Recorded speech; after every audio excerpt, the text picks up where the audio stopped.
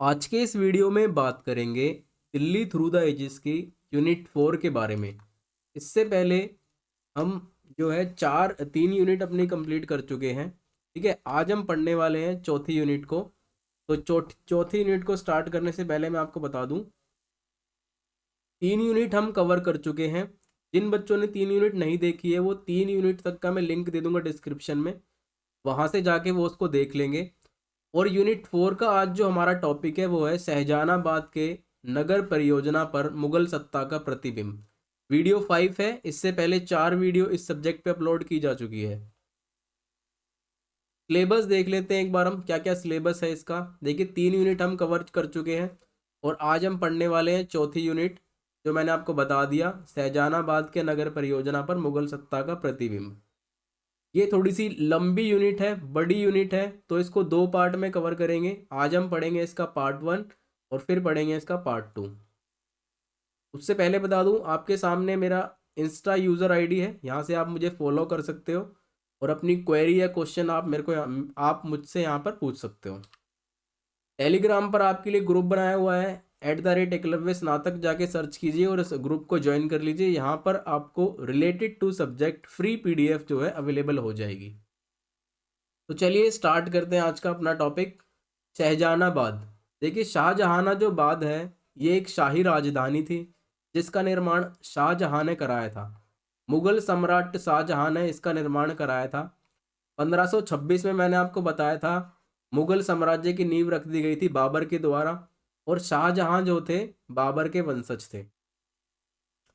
शाहजहां ने अपनी शाही राजधानी शाहजहानाबाद दिल्ली में बनाई थी। उन्होंने इसका निर्माण 1639 से 1648 के बीच कराया। 1639 से 1648, लगभग 9 साल इसका निर्माण कार्य चला, यानी 9 साल के अंदर ये कंप्लीट हुई थी। इसके दौरान इन्होंने इसको कंप्लीट किया। एक बड़े भूभाग पर बनाई गई थी। बड़ा भूभाग होता है काफ़ी, जिसका एरिया क्षेत्रफल जिसका बहुत ज़्यादा बड़ा होता है उसे कहते हैं बड़ा भूभाग। ठीक है, यमुना नदी के तट के पास, तट होता है किनारा, यमुना नदी के किनारे के पास दक्षिण पूर्वी हिस्से में ये बना हुआ था, फैला हुआ था, बना हुआ था। जिसका आकार, इस नगर का जो आकार था वो था त्रिभुजा आकार। ठीक है, त्रिभुज आप जानते हो इस टाइप से होता है, कुछ इस टाइप की शेप थी इस नगर की। त्रिभुजा आकार की आकृति में ये बना हुआ था।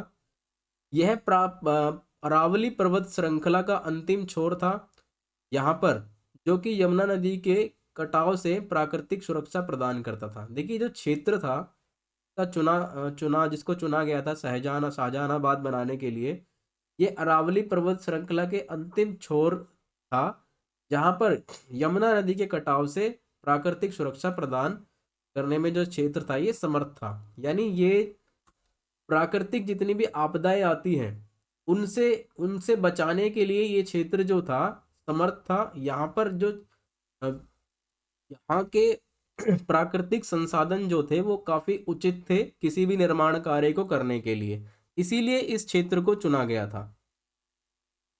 यहाँ पर ये जो स्थान था ये बहुत महत्वपूर्ण क्यों था। देखिए अरावली पर्वत श्रृंखला थी, यमुना नदी थी, जिसके कारण क्या होता था, प्रभावशाली ऊंची स्थिति प्राप्त थी।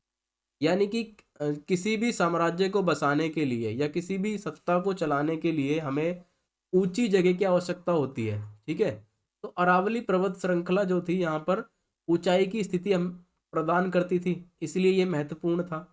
और पहाड़ किस काम आते हैं, देखिए पहाड़ों पर चट्टानें होती है और चट्टानों से हमें क्या प्राप्त होते हैं, पत्थर। पत्थर किस लिए मिलते हैं, आपको पता होगा जो भी किले, जो भी इमारत वगैरह उस समय बनाई जाती थी उनमें ईंटों का प्रयोग तो होता नहीं था, पत्थरों का प्रयोग होता था। और पत्थर कहाँ से मिलते थे, चट्टानों से।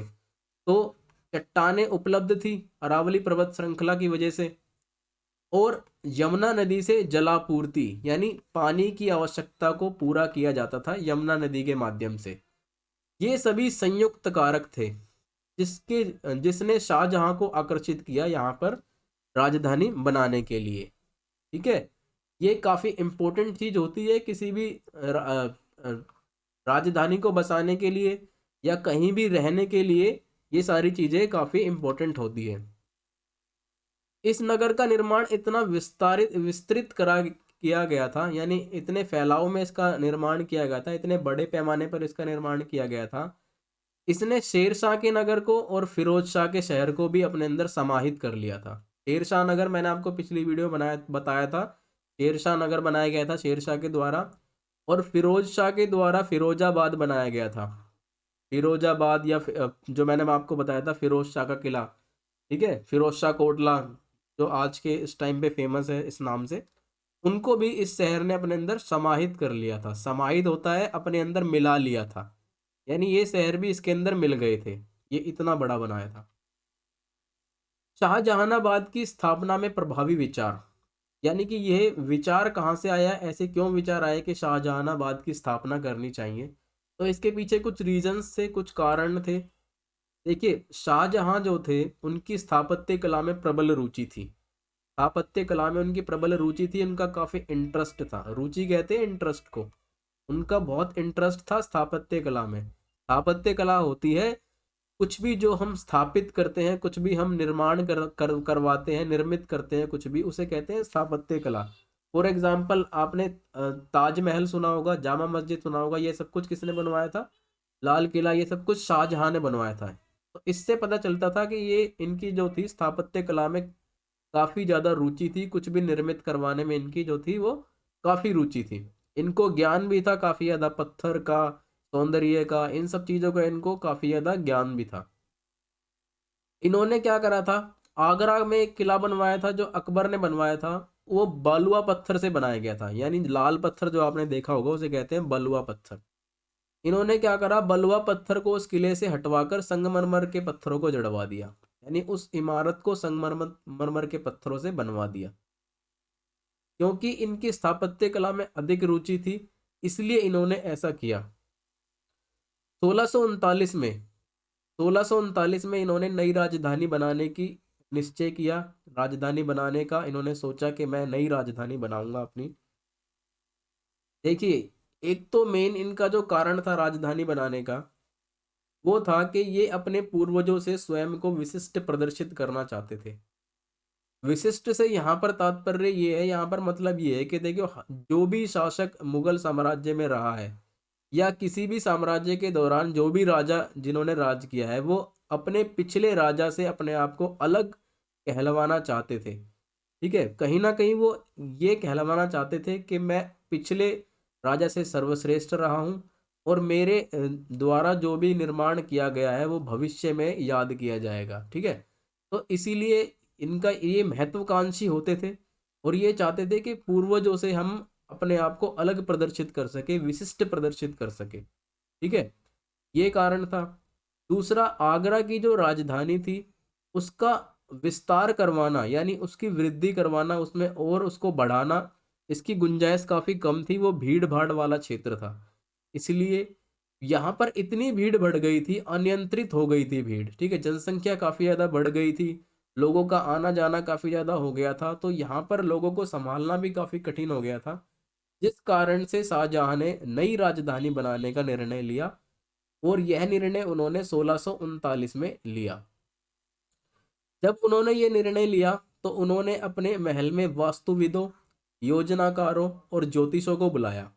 वास्तुविद कौन होते हैं? जिनको वास्तुकला का ज्ञान होता है। आपने सुना होगा, जो बड़े बड़े महल या बड़े घर जो बनते हैं वो वास्तुकला के हिसाब से बनते हैं। ठीक है, वास्तुकला में ये बताती है कि बेड किस दिशा में होना चाहिए, शौचालय किस दिशा में होना चाहिए, मंदिर या मस्जिद किस दिशा में बनानी चाहिए। तो ये सब कुछ हमें कौन बताता है? वास्तु विद्वान, जिन्हें वास्तुकला का ज्ञान होता है उन्हें कहते हैं वास्तु विद्वान। योजनाकार, योजनाकार कौन होते हैं? जो किसी भी कार्य को करने से पहले प्लानिंग करते हैं, योजना करते हैं। ठीक है, योजनाकारों के द्वारा उस काम को पूरा पूरा किया जाता है, पूर्ण किया जाता है। ज्योतिष, ज्योतिषों को बुलाया गया, ज्योतिष विद्या जो जानते हैं कि किस समय पे क्या कार्य करना चाहिए। तो इन सभी को बुलाकर शाहजहां ने स्थान तलाशने के निर्देश दिए। उन्होंने कहा मुझे नई राजधानी बनानी है और उसके लिए स्थान तलाशिए। तो स्थान तलाशने का कार्य स्टार्ट हुआ, और स्थान कहाँ पर तलाश जो कार्य है वो कहाँ पूरा हुआ? दिल्ली के यमुना नदी के पास। ठीक है, दिल्ली की यमुना नदी के पास ये कार्य उनका पूरा हुआ। शाहजहानाबाद की जो नगर परियोजना थी उसमें दो प्रसिद्ध वास्तु विद्वान थे, वास्तुकला विद्वान थे।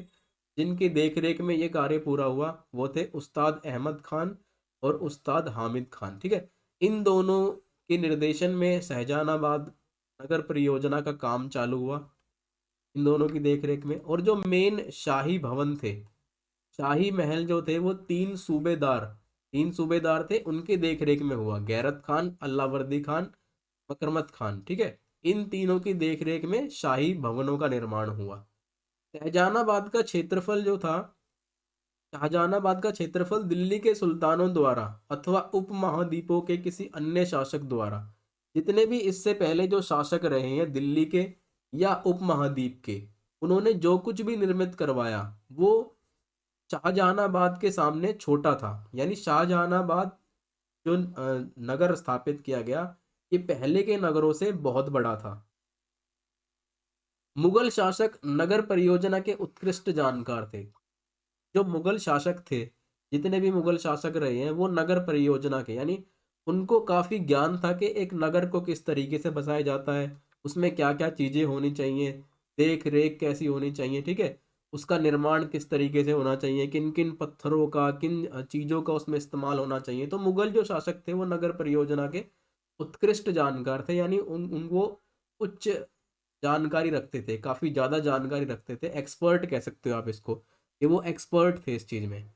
खासकर शाहजहां तो इसके अंदर काफी ज्यादा एक्सपर्ट माने जाते हैं।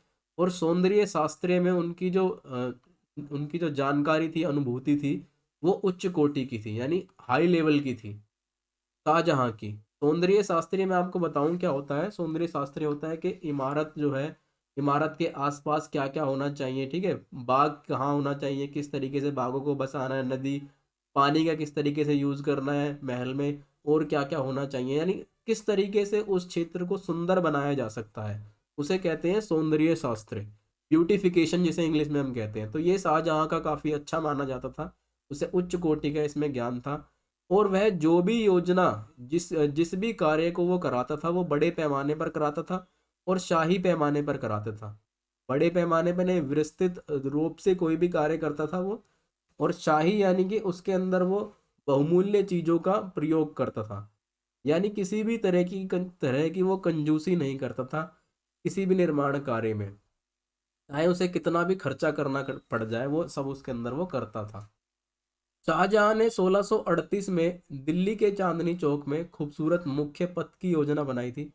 मुख्य पथ कहते हैं पैदल पथ, जो जिसपे पैदल चलते हैं, पैदल यात्री, आपने देखा होगा रोड के किनारे जो पेडेस्ट्रियन बना दिया जाता है, फुटपाथ जिसे हम कहते हैं। ऐसी एक योजना शाहजहां लेकर आया था सबसे पहले दिल्ली के चांदनी चौक में, जो उस समय बर्लिन के यूटर्न डेन लीडेन के समान थी।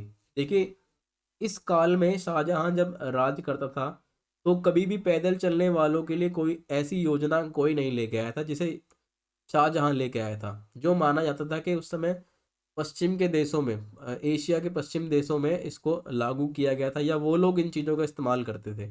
ठीक है, उससे कंपेयर किया गया था। और शाहजहानाबाद की जो नगर परियोजना थी, हिंदू मुस्लिम दोनों के प्रभावों को प्रतिबिंबित करती थी, यानी इंडो इस्लामिक जो इफेक्ट था, इसको जो है वो दिखाती थी शाहजहानाबाद की योजना।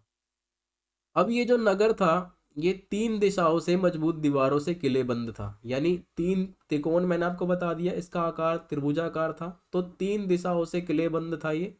और लगभग 10 किलोमीटर लंबी दीवार से इस नगर को सुरक्षा प्रदान थी। सुरक्षा की दृष्टि से यह नगर बहुत सुदृढ़ माना जाता था, कि काफी अच्छा है, मजबूत है। 10 किलोमीटर लंबी दीवार से इसको सुरक्षा प्रदान थी।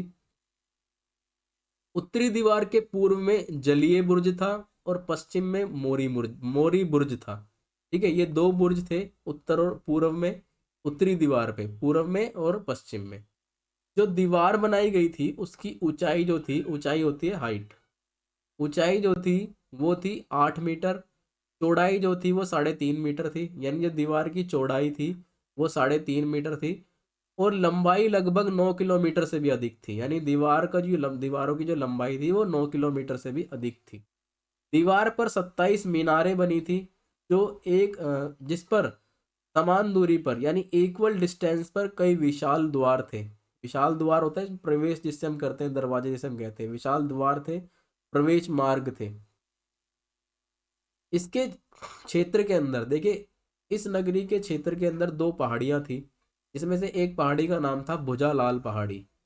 भुजालाल पहाड़ी पर शाहजहां ने जामी मस्जिद बनवाई थी। जामी मस्जिद जो आज के समय में जामा मस्जिद के नाम से प्रसिद्ध है, जिसको आप सभी जानते होंगे आज के समय में, जामा मस्जिद, ये शाहजहां ने बनवाई थी उस समय में भुजालाल पहाड़ी के ऊपर। महलगढ़ी की बात करते हैं। मेन जो महल था शाहजहां का, वो किस तरीके से था, कैसा था। देखिए, शाहजहां का महलगढ़ी, जिसे किला मुबारक कहा जाता था, जो आज के समय में लाल किले के नाम से मशहूर है, ठीक है, उसको एक कहते थे कि ये अति शक्तिशाली संरचना है, जिसे पूरा करने में 9 साल लगे। काफी भव्य संरचना थी, काफी बड़ी संरचना थी ये, जिसे कहते थे कि काफी शक्तिशाली है। और ये कहा जाता था कि विश्व का सबसे भव्य महल था ये। जो लाल किला था, शाहजहां की जो महलगढ़ी थी, उसे कहते थे कि विश्व का सबसे भव्य महल है ये। उस समय पूरे विश्व में ऐसी संरचना कहीं देखने को नहीं मिलती थी।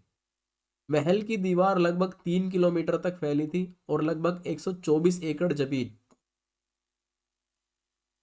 124 एकड़ जमीन महल की जगह को घेरती थी। यानी 124 एकड़ जमीन पर यह महल बना था, जो आकार की दृष्टि से आगरा के किले से लगभग दुगना था। आगरा में जो किला बनाया था, उससे ये लगभग दुगना था जो ये महलगढ़ी बनाई गई थी। 10 द्वार थे जो आपस में, शहर बनाया गया था शाहजहानाबाद, उसके अंदर 10 द्वार थे, 10 गेट थे, जो शहर के आपस के क्षेत्रों को जोड़ते थे। 10 द्वारों के नाम मैं आपको बता देता हूँ, जो आज भी आप देख सकते हो। Kashmiri gate, Mori gate, Turkman gate, Faraz Khan gate, Calcutta gate, Ajmeri gate, Kabul gate, ठीक है, ये सभी गेट थे मेन मेन, जो मुख्य मार्गों से जोड़ते थे। जो शहर को, नगर को, शाहजहानाबाद नगर जो था उसको मुख्य मार्गों से जोड़ते थे। महलगढ़ी के जो मेन महल था शाहजहां का, उसके 4 विशाल प्रवेश द्वार थे, जिसमें से लाहौरी द्वार मुख्य द्वार के रूप में जाना जाता था। जो उसका मुख्य प्रवेश द्वार था वो था लाहौरी द्वार, जिसका मुंह जो था वो चांदनी चौक की तरफ था। महलगढ़ी में जो प्रधान भवन थे, उनकी बात कर लेते हैं एक बार। जो मेन जो भवन उसके अंदर बनाए गए थे, उसमें मेन भवन था दीवाने आम। दीवाने आम, इसमें शाहजहां और उसके शासकीय अधिकारी बैठते थे और आम लोगों की समस्या को सुनते थे, सुलझाते थे, ठीक है, न्याय करते थे वहां बैठकर, आप ये कह सकते हो, या उनकी तकलीफों को वहां बैठकर वो दूर करते थे। आम जनता का जो डायरेक्ट लेन देन था या बातचीत जो थी, वो दीवाने आम के अंदर होती थी। दीवाने खास जो था, ये खास मेहमानों के लिए बनाया गया था। शाहजहां के खास मेहमान यहाँ आकर ठहरते थे। फॉर एग्जाम्पल के लिए, अन्य रजवाड़ों के राजा थे या विश्व के किसी देश से इससे मिलने के लिए जो आते थे विशेष मेहमान, ठीक है, वो सब जो थे वो कहाँ आकर ठहरते थे, दीवाने खास में। दीवाने खास के अंदर कुछ चुनिंदा लोगों को ही जाने की अनुमति थी। यानी हर कोई उसके अंदर प्रवेश नहीं कर सकता था, कोई भी ऐसे नहीं कि चला जाए उसके अंदर, कुछ चुनिंदा लोग ही उसके अंदर जा सकते थे। दीवाने खास का जो भवन था, वो बहुमूल्य रत्नों से जड़ा हुआ था, ठीक है। उसके अंदर जो कक्ष बनाए गए थे वो बहुत सुसज्जित थे, ये कह सकते हो बहुत अट्रैक्टिव थे। दीवाने खास के पास था रंग महल और इसके उत्तर में था आरामगाह, जहां पर जो राजा लोग थे वो आराम करते थे, उस जगह को बोलते थे आरामगाह।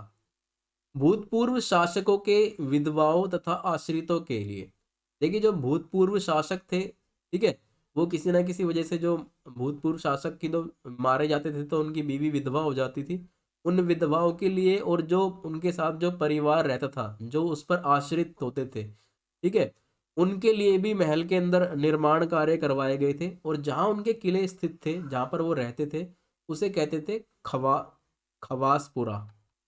खवासपुरा कहते थे जहां पर ये लोग रहते थे। महलगढ़ी हजारों लोगों को समाविष्ट करती थी। यानी महलगढ़ी के अंदर हजारों लोग कार्य करते थे, हजारों लोगों को वो अपने अंदर जोड़े रखती थी, जिसके अंदर मेन थे व्यापारी हो गए, शिल्पकारी हो गए, ठीक है, सेवक थे, चित्रकार थे, संगीतकार, और सचिवालय के अंदर जो कार्य करते थे, सचिवालय के कर्मचारी जो थे, वो सभी महल के अंदर रहते थे। महल इसको, इन सभी को समाविष्ट करता था, अपने अंदर मिलाता था। नगर के महत्वपूर्ण बाजार या कह सकते हो कि स्थान क्या क्या थे। लाहौरी द्वार को जोड़ने वाली जो सड़क थी वो महत्वपूर्ण थी। लाहौरी द्वार जो था, सबसे मेन जो द्वार था, मैंने अभी आपको बताया, उसको जोड़ती थी एक सड़क, वो सड़क सबसे ज्यादा महत्वपूर्ण थी। जिसमें फतेहपुरी मस्जिद तथा महल किले के बीच की सड़क के केंद्र से होकर नहरे फैज बहती थी। नहरे फैज जो थी उस समय काफी आकर्षण का केंद्र थी, इसको लोग काफी आकर्षित होकर देखते थे। और नहर फैज के केंद्रीय भाग के चारों तरफ एक चौराहा था। जो नहर फैज थी उसका केंद्रीय भाग जो था, उसके चारों तरफ क्या था, एक चौराहा था। और उस चौराहे पर चांदनी रात में खूबसूरत प्रतिबिंब बनते थे, यानी चांद की रोशनी से उस समय खूबसूरत प्रतिबिंब बनते थे, जो आगे जाकर जिसकी वजह से ये जो चौक था वो चांदनी चौक के नाम से फेमस हुआ। ठीक है, मशहूर हुआ। सड़क के दोनों किनारों पर पेड़ों की कतारें थी। पेड़ों की कतारें कतारें आप कह सकते हो कि इस तरह से थी। पेड़ों की कतारें सड़क के दोनों किनारों पर थी। ठीक है। और लगभग 1500 से ज्यादा कहते हैं कि दुकान हुआ करती थी वहां पर। वहां पर 1500 से ज्यादा दुकानें हुआ करती थी। महलगढ़ी के किनारे से, यानी जो मेन महल था उसके किनारे से ही जो बाजार शुरू होते थे, उन्हें कहते थे उर्दू बाजार, जौहरी, अशरफी या फतेहपुरी बाजार। इनके नामों से उन बाजारों को जाना जाता था। दरबारियों के महल तथा हवेलियां, जो दरबारी जो थे, जो रहते थे सम्राट के साथ, ठीक है। देखिए, जो सत्ता जो रहती थी उसके अंदर सर्वमुख जो था, प्रमुख जो होते हैं वो सम्राट होता है। और सम्राट के बाद शासक वर्ग का स्थान होता है। तो उनके लिए भी महल के अंदर जगह थी। इसमें से मुख्य जो थे वो नक्कार खाना था, जहाँ पर नगाड़े बाजों का कक्ष था। नगाड़े बाजों से आपको मैं बताऊं तो उस समय में अगर प्रजा के बीच जाकर कुछ भी सूचना देनी है या कुछ भी आपको बताना है, तो नगाड़े बाज जाते थे, नगाड़ा बजाते थे। फिर जो अधिकारी होता था, जो सूचना देने वाला होता था, वो सूचना दिया करता था। ठीक है, तो उनका कक्ष होता था वहां पर। और रक्षकों के प्रतीकात्मक बल रखने का प्रतिबंध होता था, यानी जो सेना होती थी उनसे रिलेटेड जो उनका सामान वगैरह होता था, घोड़े वगैरह जो भी थे, वो सब कुछ रखने का प्रबंध किया जाता था। बाग तथा दरबारियों के परिवारजनों का निवास कक्ष भी होता था वहां पे, जो बाग को मेंटेन करते हैं। ठीक है। तो और दरबारियों के जो परिवार जो थे, परिवार वगैरह, उनके लिए रहने के लिए कक्ष का निर्माण किया गया था। इसके साथ साथ शाहजहानाबाद के नगर में शहजादे व प्रमुख दरबारियों के महल थे। ठीक है। और जो इनके शहजादों के और प्रमुख दरबारियों के महल हवेलियां जो बनाई गई थी, ये इतनी विशाल थी, भव्य थी, बड़ी थी। और उनमें खूबसूरत खूबसूरत बाग लगाए गए थे, पेड़ पौधे थे, बाग बगीचे थे, फूल वगैरह थे। ठीक है। और इनके जो कक्ष थे वो काफी अट्रैक्टिव थे, जो अपने आप में विशेष कहलाते थे। तो आज की इस वीडियो में इतनी बात करेंगे, मिलते हैं नेक्स्ट वीडियो में नेक्स्ट टॉपिक के साथ। जब तक के लिए धन्यवाद।